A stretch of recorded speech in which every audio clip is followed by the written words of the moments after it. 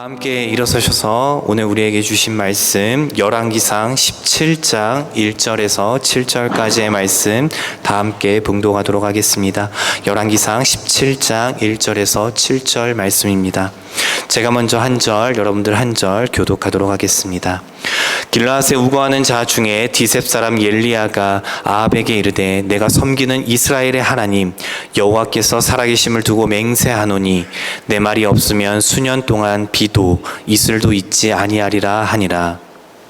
여호와의 말씀이 엘리야에게 임하여 이르시되 너는 여기서 떠나 동쪽으로 가서 요단 앞 그릿 시냇가에 숨고 제 시냇물을 마시라. 내가 까멜던 그에게 명령하여 거기서 너를 먹이게 하리라. 그가 여호와의 말씀과 같이하여 곧 가서 요단 앞 그릿 시냇가에 머물매 아마들이 아침에도 떡과 고기를 저녁에도 떡과 고기를 가져왔고 그가 시냇물을 가져왔으라. 함께 읽겠습니다. 땅에 비가 내리지 아니하므로 얼마 후에 그 시내가 마르니라. 아멘. 자, 우리 좌우로 앞뒤로 우리 한번 인사할까요? 당신은 하나님의 사람입니다. 한번 인사하겠습니다.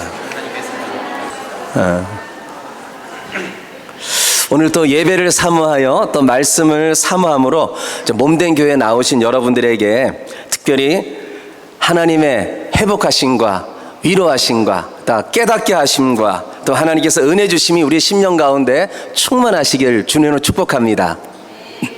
우리가 오늘 17장을 읽었어요. 근데 열왕기상 16장에 보면은 왕들의 이야기가 나옵니다. 그리고 17장은 드디어 이제 선지자가 등장을 하는 거예요. 그 선지자가 누구냐? 바로 엘리야입니다.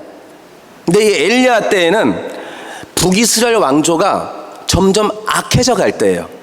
그러니까 악해져 갈 때 하나님께서 선지자를 보내고 말씀을 하나님께 주신다라는 것이죠.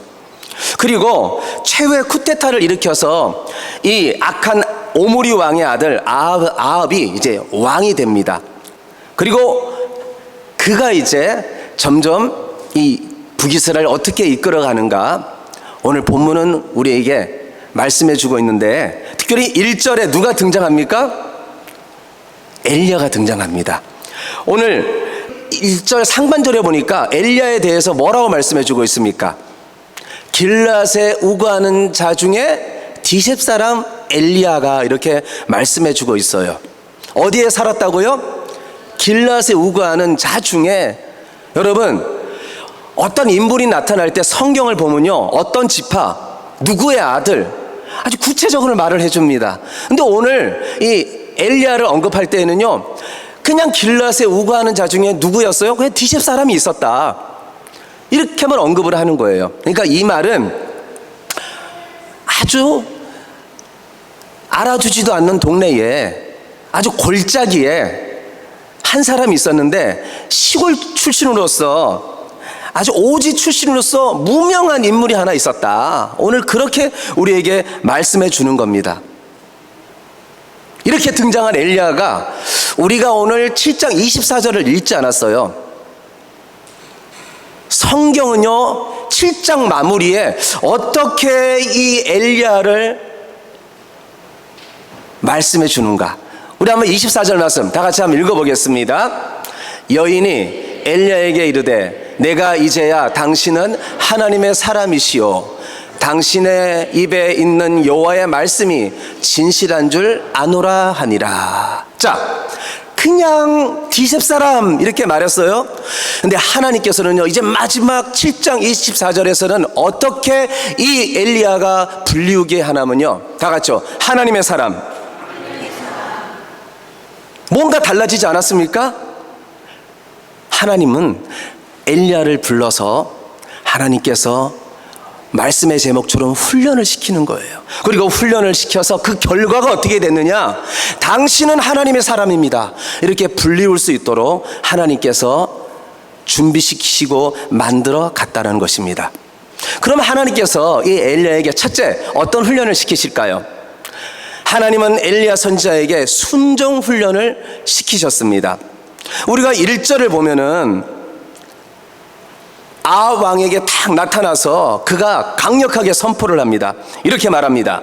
내가 섬기는 이스라엘 하나님 여호와께서 살아계심을 두고 맹세하노니 내 말이 없으면 수년 동안 비도 이슬도 있지 아니하리라.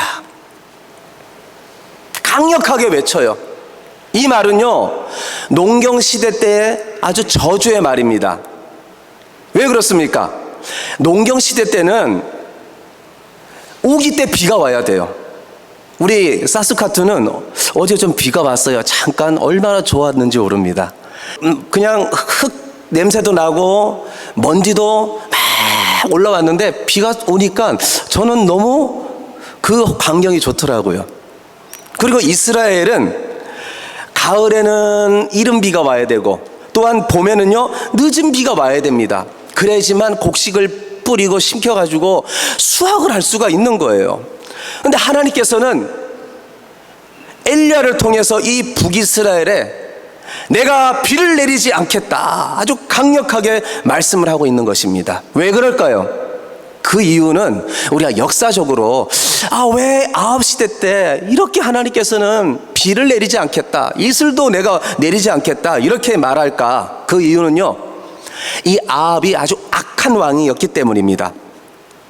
아합 왕은요 이방 여자랑 결혼했어요. 시돈 사람의 왕 옙발의 딸인 이세벨과 결혼을 한 거예요. 아버지 이름이 누구였어요?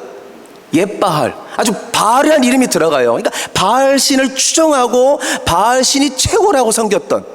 그리고 이세벨 했을 때 이 벨은요 귀신의 이름입니다. 막 귀신을 섬기고 그런 딸과 그런 여자와 결혼을 한 거예요.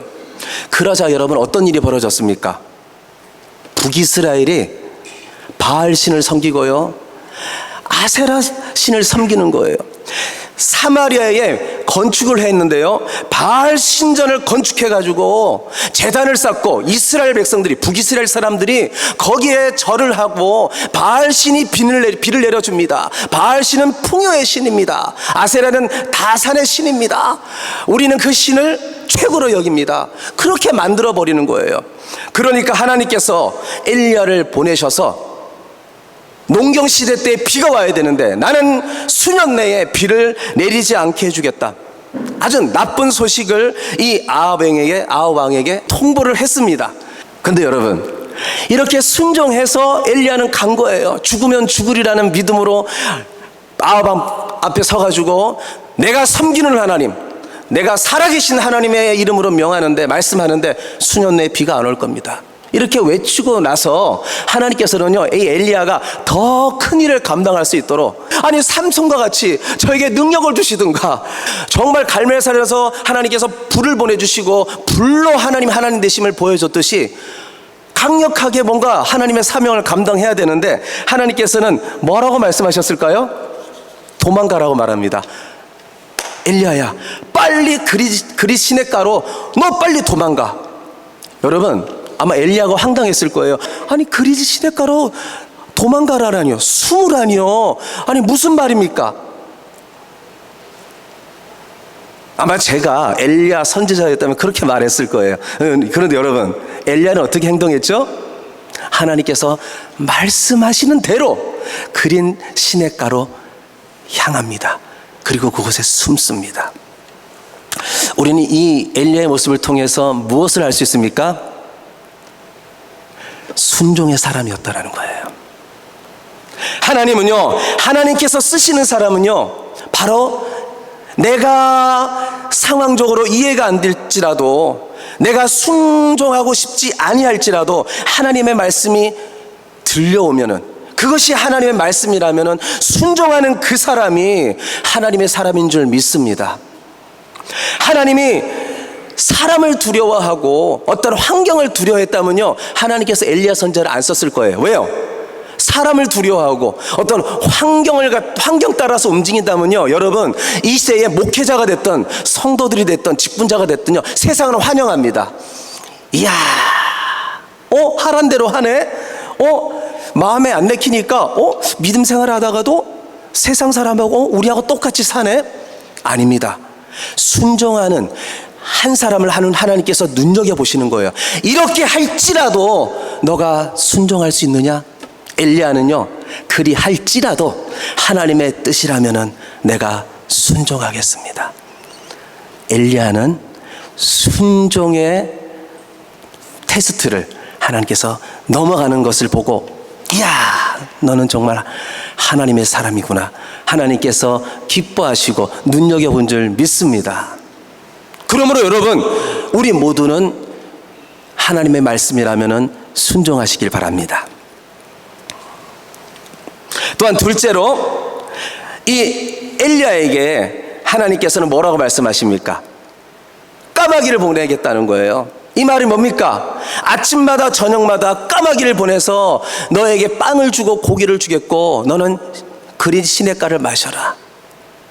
왜 그렇게 말씀하시냐면요, 둘째로 하나님만 신뢰하는 훈련을 시키기 위해서입니다. 고립된 곳이죠. 그릿이라는 말은요, 단절됐다는 의미를 갖고 있습니다. 그러니까 단절된 곳에서 하나님께서는 혼자 있게 만드는 거예요. 외롭게 만드는 거예요. 그곳에서 외부의 세계와 완전히 철저히 단절되게 만듭니다. 혹시 이곳에 계신 여러분, 나를 왜 사스카툰 캐나다 중에서도 이렇게 먼데 저 북쪽 나를 이렇게 오게 했습니까? 왜요? 하나님만 신뢰하게 하는 훈련을 하게 하시려고. 하나님께서 엘리야에게 말합니다. 너는 그곳에 가만히 있어. 내가 까마귀를 보내줄게. 까마귀는요, 자기 먹을 것만 먹지 이것을 찝어서 가지고 와서 누구에게 주지 않는다고 합니다. 가족에게도 주지 않는데요. 근데 까마귀가 고기도 그 부리로 집어서 오고 고기도 가지고 온다. 이 말은 생각도 할 수가 없는, 상상도 할 수 없는 겁니다. 근데 하나님께서 말씀하셨어요. 그때 엘리야는요, 그릿 시냇가에서 어디를 바라봤을까요? 하늘을 바라보는 거예요. 하나님께서 하신다고 해서 난 순종해서 여기까지 왔는데 하나님께서 정말 까마귀를 보낼까? 하늘을 보니까 까까 하고 까마귀가 딱 앞으로 오는 거예요. 그리고는 정말 아침에도 저녁에도 고기와 빵을 갖다 놓는 겁니다.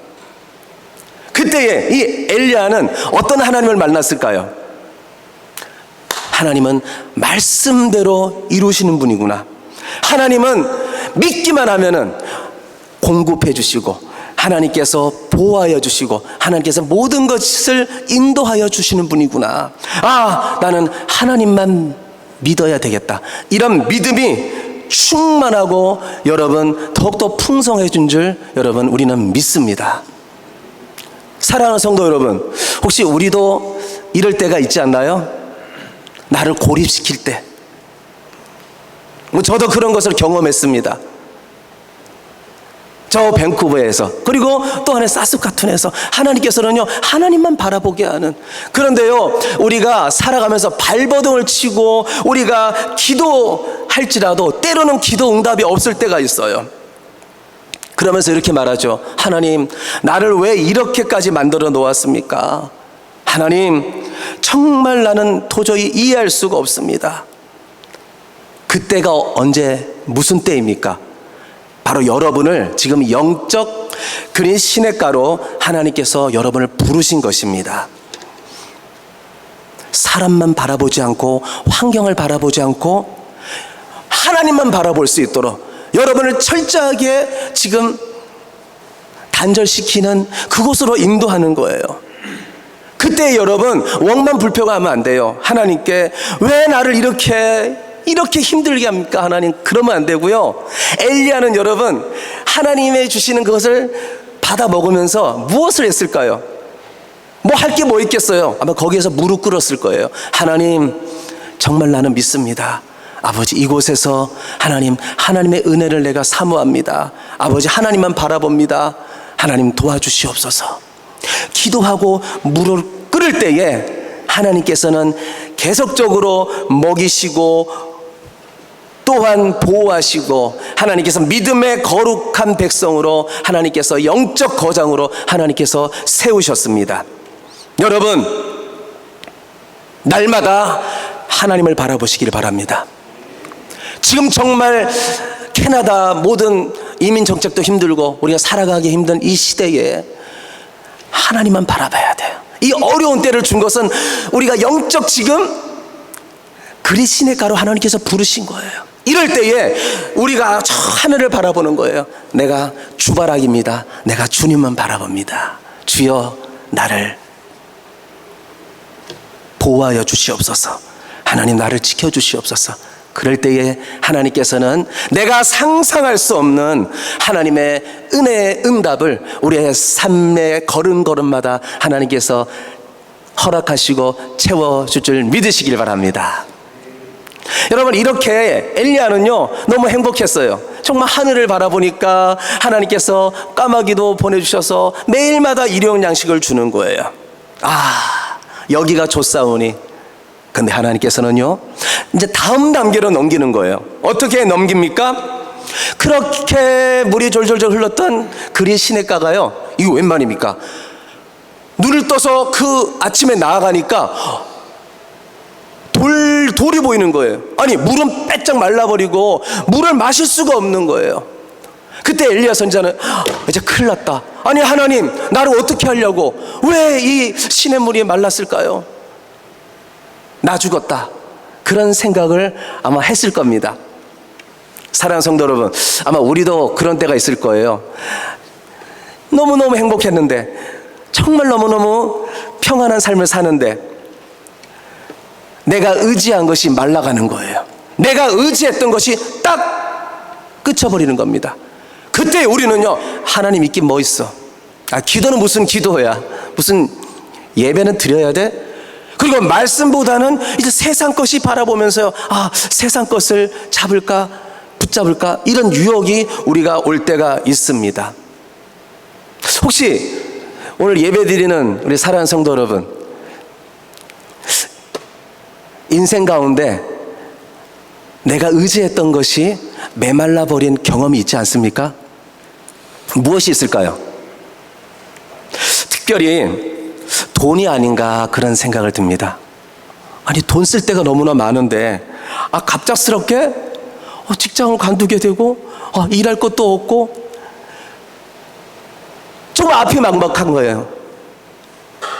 다 들어갑니다.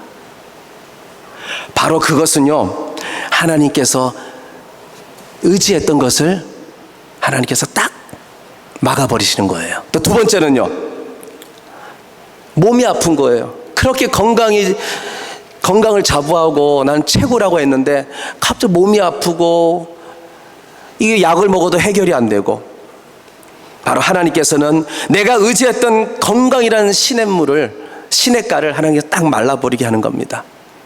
그리고 자녀들은요, 그렇게 잘 크고 정말 예쁜 자녀가 다른 길로 가는 거예요. 방황을 하는 겁니다.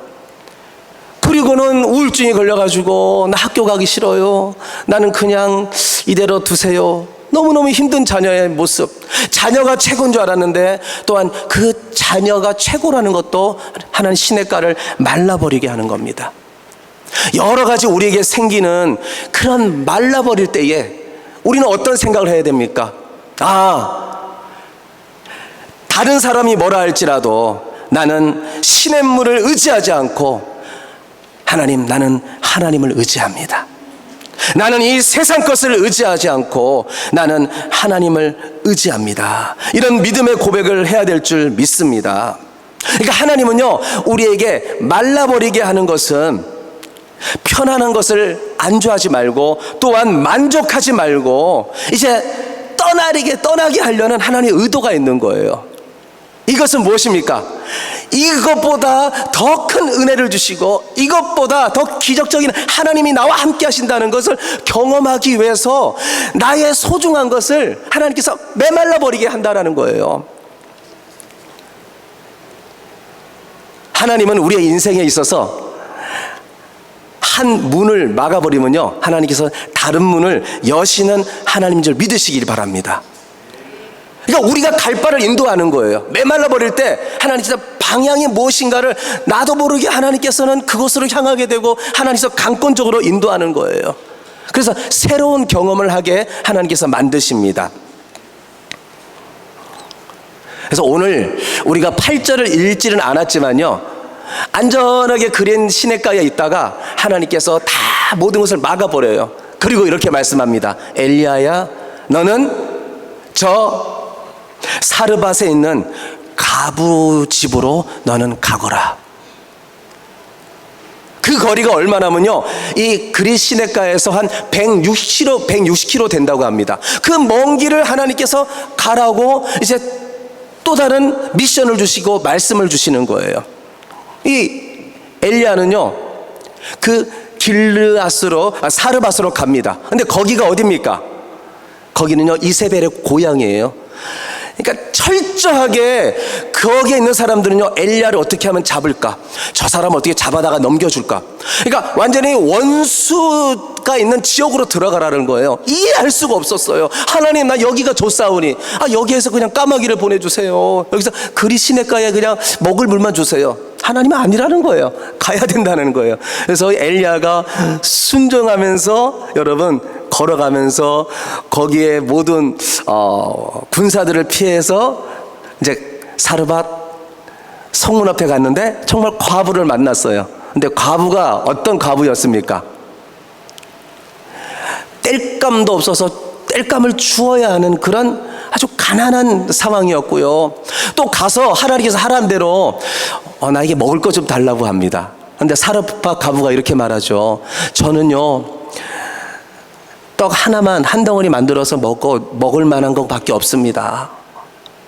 그렇게 가난합니다. 근데 여러분, 정말 하나님의 말씀대로 선포하고 사르밧 과부가 순종할 때 여러분, 엘리야가 먹고 그 다음에 그 가루도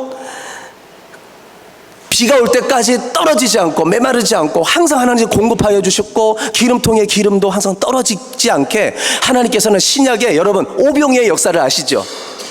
물고기 2마리와 그 다음에 보리떡 5개. 어린아이가요 그걸 갖고 제자들 앞에 놓잖아요. 근데 웬일입니까? 예수님께서 감사기도 축사하시고 나눠주니까 5,000명이 먹고 12왕 남았습니다. 그러니까 은혜의 역사, 기적의 역사가 일어나는 거예요. 바로 하나님께서는 이 구약에 순종하면서 갈 때에 여기가 좆사원이가 아니고 하나님 뜻대로 하시옵소서, 하나님 앞에 모든 것을 내려놓을 때에 하나님께서는 지금보다 더 하나님께서는 은혜의 역사, 기적의 역사를 하나님께서 보여주신다는 것입니다. 그러므로 오늘 여기서 예배드리는 우리 모두는요, 하나님께서 어떻게 하시는가를 항상 생각하고 기도하면서 아버지 여기가 좋사오니 이런 모습이 아니라 하나님 말씀만 하여 주시옵소서, 내가 순종하겠나이다, 나는 하나님만 신뢰합니다, 이런 믿음의 사람들 되시길 예수님 축복합니다. 이제 말씀을 마치려고 합니다. 사랑하는 성도 여러분, 우리 생각에 맞지 않는 기쁨이 없는 순종을 우리 하나님께서 원하실 때가 있습니다. 그때에 예배드리고 말씀 듣는 우리 모두는 순종의 길을 택하시기 바랍니다. 참 순종의 길을 택한다는 것은요, 너무너무나 우리에게 때로는 그 발걸음이 고난이고 힘들 때가 있어요. 그러나 하나님을 철저히 신뢰하고 갈 때에 여러분 그 길은 하나님을 더 가까이 하는 길이고, 하나님께서 하나님이 임재하심과 기적의 역사를 우리에게 보여줄 줄 믿습니다. 그러므로 우리는요, 우리 교회를, 우리의 가정을, 내 주위에 있는 사람들에게 선한 영향을 끼치기 위해서 매 순간마다 하나님 순종하겠습니다, 내가 하나님만 바라보겠습니다, 그런 믿음으로 살아감으로 말미암아 선한 영향력을 끼치고 하나님의 나라를 이 세상에 보여줄 수 있는 그런 믿음의 그리스도인들 되시기를 예수님의 이름으로 축원드립니다.